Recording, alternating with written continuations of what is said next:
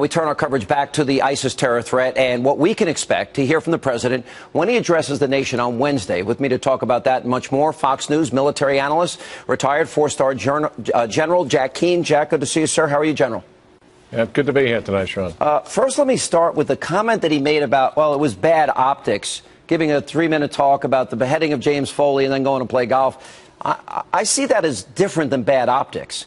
I see that as almost cold and callous and frankly out of touch, that he should have been in a situation room. Your reaction?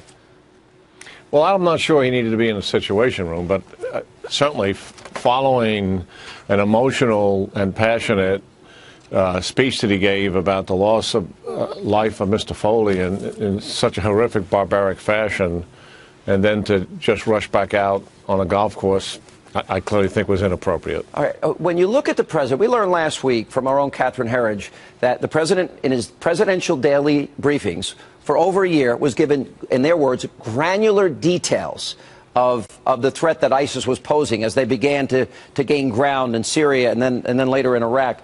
And yet the president never acted, never asked any questions, referred to them as the JV team. Then, you know, this incoherent strategy that he said, we have no strategy.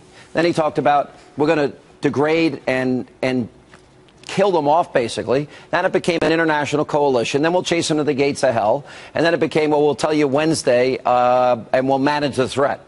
I mean, what do you make of all these mixed messages? The lack of a plan a year later, he could have prevented what happened in Iraq, couldn't he have?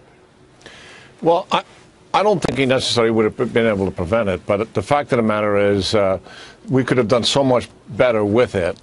From the time that the attack took place in Fallujah, and then in Mosul, we could have been hitting ISIS pretty hard, and we should have been. I'm the chairman over the Institute for the Study of War. We've been tracking ISIS for 3 years on a daily basis, and there's no secret there or no secret in the intelligence agencies about the growing menace that ISIS represented. Every 6 months, it increased in size and scale, took more territory.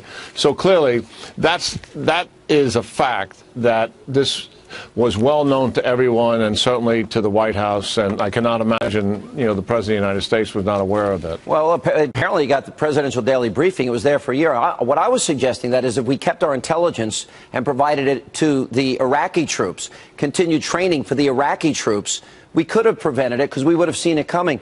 Why would anyone, though, have faith in a president that has been weak on Syria, weak on Iraq, weak on Crimea, weak on Ukraine, weak on China, weak on Iran, and weak on Hamas? Why would anyone have faith that regardless of what he says that will contradict all his prior statements on ISIS, why would we have faith in him?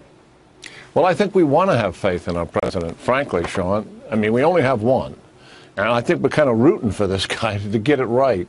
I have the same problems that you have with everything you just iterated, but fact of the matter is, I'm hoping that the equivocation is over. He has stated an end state, which is to defeat ISIS. That is an appropriate goal and end state.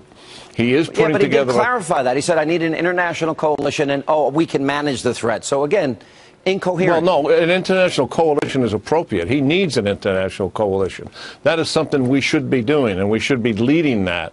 Now, he has to push that coalition and get out and make certain those capabilities that are inside those countries actually show up on a battlefield, and it's not just rubric and hubris and the rest of it. Last question, we though. actually have clear capabilities. The president steadfastly refused the term war to describe the nature of what this conflict is, just as the president mysteriously refuses to talk about a war on terror or even define Fort Hood as anything other than workplace violence when we all know it was an act of terror. Why do you think he'll change now?